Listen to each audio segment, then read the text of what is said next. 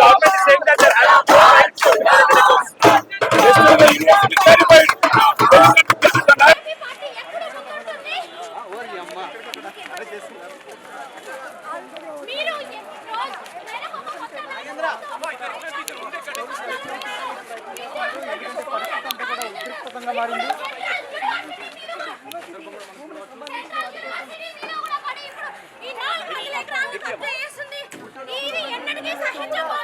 Bharatiya Janata party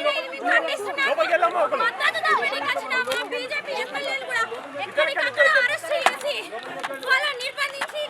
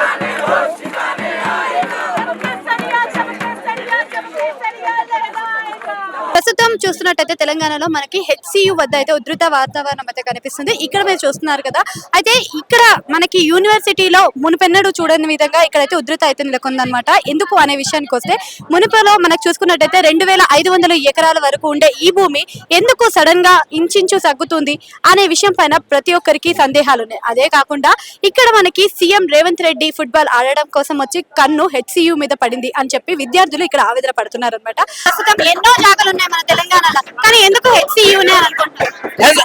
అన్న కొన్ని రోజుల ముందు అన్న వచ్చిండు, ఫుట్బాల్ ఆడిండు, ల్యాండ్ చూసిండు, దోచుకుపోయిండు.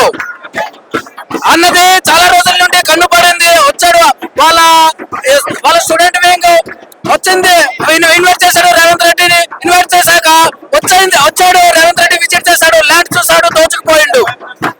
40-50 జేసీబీలు పెట్టించి ఇప్పుడు మొత్తం క్లీన్ చేయిస్తున్నాడు. అదే పెద్ద బయోడైవర్సిటీ ఏరియా. మా నుండి పెద్ద రిక్వెస్ట్ ఏమంటే, అప్పట్లో ఇందిరాగాంధీ 2300 ఎకరాలు ఇచ్చింది, డొనేట్ చేసింది యూనివర్సిటీ కోసం. అయితే ఇంద్రమ్మ రాజ్యం అంటున్నావు కదా రేవంత్ రెడ్డి, ఎక్కడుంది ఇంద్రమ్మ రాజ్యం? ఎక్కడుంది? మీ ఇంద్రమ్మ డొనేట్ చేసిన భూములను దోచుకుంటున్నావు. గత ప్రభుత్వం కూడా యూనివర్సిటీ వాళ్ళందరూ తలుచుకొని గద్దె తెగించారు అని చెప్పారు. మరి ఇప్పుడు గత ప్రభుత్వమే బాగుంది, ఈ ప్రభుత్వంలో అన్ని కూడా ఇలాంటివి జరుగుతున్నాయని ఎందుకు అంటున్నారంట? కాంగ్రెస్ వాళ్ళు చూస్తే, వాళ్ళ పెద్ద హిస్టరీ చూస్తే అందరు దొంగలే. ఎక్కడ చూసినా దోచుకోవడం అలవాటు పడిపోయారు. ఇప్పుడు కూడా రేవంత్ రెడ్డి కూడా అనమాట బుద్ధి మారలా. కాంగ్రెస్ లో చేరాక దొంగతనము, దోపిడీతనము ఎప్పుడు అలవాటు పడిపోయిన వాళ్ళు ఎప్పుడు మారడు.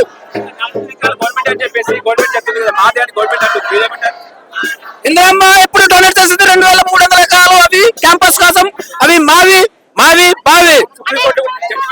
ఎలా జరుగుద్ది సార్? సుప్రీంకోర్టులో జడ్జిమెంట్ వస్తే అది ఎవరి భూమి అనుకుని నేను మీకు చెప్తున్నా, జర్నలిస్టులే మీకు చెప్తున్నా, మీరు ఎంక్వైరీ చేయండి ఏం జరిగిందని. యాక్చువల్ గా ల్యాండ్ ఎక్కడుంది? ఇప్పుడు కాంగ్రెస్ గవర్నమెంట్ 400 ఎకరాలు వాళ్ళు అంటే మా 2300 ఎకరాలు ఎక్కడున్నాయి?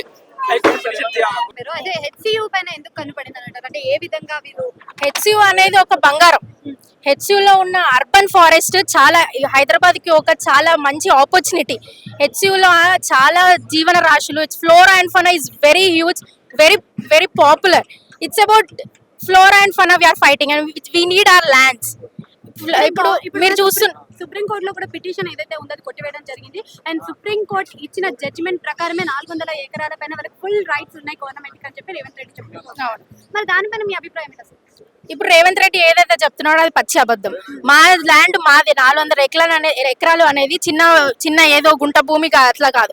400 ఎకరాలు అనేది ఎంతో ఫ్లోరా అండ్ ఫనా, ఎంతో బయోడైవర్సిటీ, అదొక అర్బన్ ఫారెస్ట్. మీరు ప్రతి ఒక్కటి అలా కొట్టేస్తుంటే, మీరు నిన్న వీడియోస్ చూసినట్టయితే ఆ జింకల అరుపులు, నెమళ్ళ ఉరుకులు ఎంత బాధ కలిగిస్తున్నాయి. ఇప్పుడు చూసినాక కూడా ఎటువంటి స్పందన అనేది రాలేదంటారు. స్పందన రావాలనే కోరుకుంటున్నాం మేము. ఇంతగా అయినా కూడా చలించట్లేదు ఆ మనిషికి, కొంచెం కూడా చదవలేదు. ఇంతమంది స్టూడెంట్స్ ఉసురు పోసుకుంటారా? ఇంతమంది స్టూడెంట్స్ చదువు, అందరు క్లాసులు పనిచేసుకొని చదువుకోవాల్సిన పిల్లలు, నేషనల్ ఇప్పుడు పెద్దగా ఎదగాల్సిన వాళ్ళందరూ ఇలా రోడ్ల మీద వచ్చి కూర్చొని ధర్నాలు చేస్తుంటే మీకు ఏం కనిపించట్లేదా? ధర్నాల ద్వారా ఒక మార్గం దొరుకుతుందంటారా? మరి దీనికి ఒక సొల్యూషన్ తప్పకుండా ఇది మేము ఒక ఇనిషియల్ స్టేజ్ లో ఇప్పుడు చేస్తున్నాం. ఇంకా ఎంత దూరమైనా వెళ్తాం. అంటే మీ డిమాండ్స్ ఏంటి అసలు? 400 ఎకరాలు మా యూనివర్సిటీకి ఇచ్చేయాలి. సో అంటే ఇదే యూనివర్సిటీ నుంచి 2 మంత్రులు మాత్రం మనకైతే ఉన్నారు. అవును వాళ్ళకైనా అనిపించాలి. వాళ్ళకైనా కొంచెం యూనివర్సిటీ మీద ఇప్పుడు ఎంతైనా మన చిన్నప్పుడు స్కూల్ చదువుకున్న స్కూల్ మీద మనకి ఎంతో ప్రేమ ఉంటది. ఇంత పెద్ద యూనివర్సిటీ మీకు అంత పెద్ద డిగ్రీ ఇచ్చి ఇంత పెద్ద స్థాయిలో ఉన్నారు. ఇప్పుడు ఆ యూనివర్సిటీ మీద కొంచెమన్నా ప్రేమ ఉంటే, కొంచెమన్నా మీకు మా యూనివర్సిటీ ఒక తల్లిలాగా భావించి ఉంటే మాత్రం మీ 400 ఎకరాలు మాకు తిరిగి ఇవ్వాలని కోరుకుంటున్నాం. తిరిగి అది మాకు ఇవ్వమని అంటున్నాం. అంటే పర్యావరణానికి ఇంత హాని చేస్తుంది అని తెలిసినప్పటికీ కూడా ఎందుకు గవర్నమెంట్ ఈ విధంగా చేస్తుందని? పైసలు, రేవంత్ రెడ్డికి పైసలు కావాలి. ఏం చేయాలి? మొన్న వరకు హైడ్రా మీద పడ్డాడు. ఇప్పుడు ఎడ్యుకేషనల్ ఇన్స్టిట్యూషన్స్ ఇంత పెద్ద అర్బన్ ఫారెస్ట్ మీద పడ్డాడు. అదొక బంగారం. అన్ని చెట్లు, అంత ఫ్లోరా అండ్ ఫనా, ఇంత పెద్ద బయోడైవర్సిటీ ఎక్కడ దొరకదు. మనం చూస్తే గచ్చిబౌలి ఫైనాన్షియల్ డిస్ట్రిక్ట్ ఎంత డెవలప్మెంట్ అయిందో మనకు తెలుసు. సో ఇది బేస్ చేసుకొని ఇదంతా డెవలప్ చేయాలి, ఇంకా ఎక్కువ పైసలు తినాలి అన్న ఒక్క ఉద్దేశంతోనే ఉన్నాడు. పైసలు కావాలి రేవంత్ రెడ్డికి. మేమందరం ఇస్తాం స్టూడెంట్స్ జమ చేసుకొని కావాలంటే. మరి గత ప్రభుత్వంతో పోలిస్తే ప్రస్తుతం ప్రభుత్వంలోనే ఇలాంటివి ఎక్కువ జరుగుతున్నాయని కనిపిస్తున్నట్టు. ఎప్పుడు జరుగుతుంది? ఇప్పుడు మాకు మాత్రం జస్టం జరుగుతుంది కదా, మేము పోరాడుతున్నాం. हैदराबाद सेंट्रल सिटी से एबीवीपी का जनरल सेक्रेटरी। तो हम लोग का यहाँ 2 दिन से प्रोटेस्ट चल रहा है। पहले से भी यहाँ प्रोटेस्ट चल रहा है। जब से रेवंत रेड्डी जी ने असेंबली में अनाउंस किया था कि हम 400 एकड़ जो जमीन है उसको हम लोग यूनिवर्सिटी ऑफ हैदराबाद से वापस लेंगे। उसके बाद हम लोग रजिस्ट्रार और वाइस चांसलर से मिले। रजिस्ट्रार ने हम लोग आश्वासन दिया था कि हम लोग कोर्ट जाएंगे, अपील करेंगे, PIL करेंगे, इस एडवोकेट को हायर करेंगे। जो 400 एकड़ जमीन है उसको लोग वापस नहीं करेंगे। पर उगाड़ी के दिन बिना यूनिवर्सिटी स्टूडेंट्स को इन्फॉर्म किए, बिना मेल किए, क्योंकि जनरली यूनिवर्सिटी में जो भी एक्शन होता है तो GF से मेल आता है, बिना मेल किए उन्होंने पुलिस कैंपस में आ चुकी थी, JCB आ चुकी थी। हम लोग गए तो वहाँ देखने की JCB आई है कि नहीं आई है। हम लोग गए ही देखने, हम लोग को अरेस्ट कर लिया गया। उसके बाद रेगुलर स्टूडेंट्स को अरेस्ट किया गया, बहुत लोग पुलिस थाने बैठाए। उसके बाद से प्रोटेस्ट लंबा चल रहा है। सुप्रीम कोर्ट का ऑर्डर है ये मानते हैं, पर यूनिवर्सिटी को ये चीज पहले सोचना चाहिए था कि अगर उनका जमीन अगर ओनरशिप नहीं है तो उनको ऐसा नहीं कि सुप्रीम कोर्ट को डिसीजन आगे ऊपर PIL नहीं जारी हो सकता है, उस पर रेट नहीं डाल सकते हैं। वो अपने आप में एक वो नहीं है। यूनिवर्सिटी को अपना पॉइंट ऑफ व्यू रखना चाहिए था, क्योंकि जो यूनिवर्सिटी जो जमीन है वो प्योरली एकेडमिक और रिसर्च के लिए। अगर यहाँ इस जमीन में IIM बनता तो किसी को कोई दिक्कत नहीं है। इस यूनिवर्सिटी की जमीन जो कॉर्पोरेट को दी जा रही है। और वहाँ दूसरी बात सबसे मेजर दिक्कत यह है कि ईस्ट कैंपस जो है जहाँ 400 एकड़ जमीन जा रही है, वहाँ बहुत ही मेजर अमाउंट में फ्लोरा एंड फौना है, डियर्स है, स्पीसीज है, स्नेक्स है, पीकॉक है, उनको बहुत हार्म किया। अभी कल एक वीडियो भी आया है, उसमें जब JCB काम से तो पीकॉक के मरने की आवाज आ रही है। और दूसरी बात ये गच्चीबावली को लंग कहा जाता है यूनिवर्सिटी। जब आप बाहर से कैंपस आएंगे तो 3 से 4 डिग्री टेम्परेचर कम रहता है। तो रेवंत रेड्डी गवर्नमेंट को ये भी ये इन्वायरमेंटल पर्सपेक्टिव से भी और एकेडमिक पर्सपेक्टिव से भी ये जमीन रेवंत रेड्डी नेचर का हम लोग का ये क्वेश्चन है कि ये जमीन है, ठीक है, आप इसमें IIM लाइए, कोई इंस्टीट्यूशन लाइए, हमको कोई दिक्कत नहीं है, पर आप वो कॉर्पोरेट को दे रहे हैं। एक तो आप एकेडमिकली नुकसान कर रहे हैं हम लोग का, दूसरी बात आप इन्वायरमेंटली बहुत डिग्रेड कर रहे हैं। वैसे ही भी ग्लोबल वार्मिंग बहुत बढ़ा हुआ है। हैदराबाद जिसको लंग ऑफ गच्चीबावली बोला जाता है, और उसमें कितने स्पीसीज नुकसान है। आप लोग बोल रहे हैं हम नेशनल पार्क स्टैब्लिश करेंगे, वाइल्ड लाइफ सेंचुरी स्टैब्लिश करेंगे, पर जब यहाँ खुद है तो उसको आप क्यों डिस्ट्रॉय कर रहे हैं? हैदराबाद में ऐसा तो है नहीं जमीन की कमी है। तो रेवंत रेड्डी गवर्नमेंट की चीज सोचना चाहिए कि हमारी यूनिवर्सिटी का लैंड डाले। Thank you. కదా ఇది మన విద్యార్థుల యొక్క డిమాండ్స్ అన్నమాట. ఇప్పుడు ప్రస్తుతం చూస్తున్నట్టుగానే 400 ఎకరాలు వాళ్ళు ఎంత చెప్పినా గానీ పిటిషన్ కొట్టేసినా కానీ మా భూములు మాకు కావాలి అంటూ విద్యార్థులు అయితే డిమాండ్ చేయడం జరిగింది.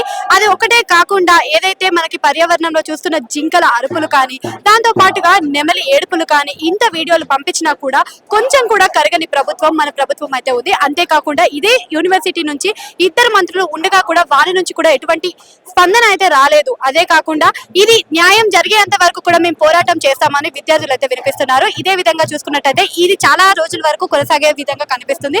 సో ఇంతవరకు చూసుకున్నట్టయితే 400 ఎకరాలు ఇస్తారా లేదా అనేది మాత్రం వేచి చూడాలి.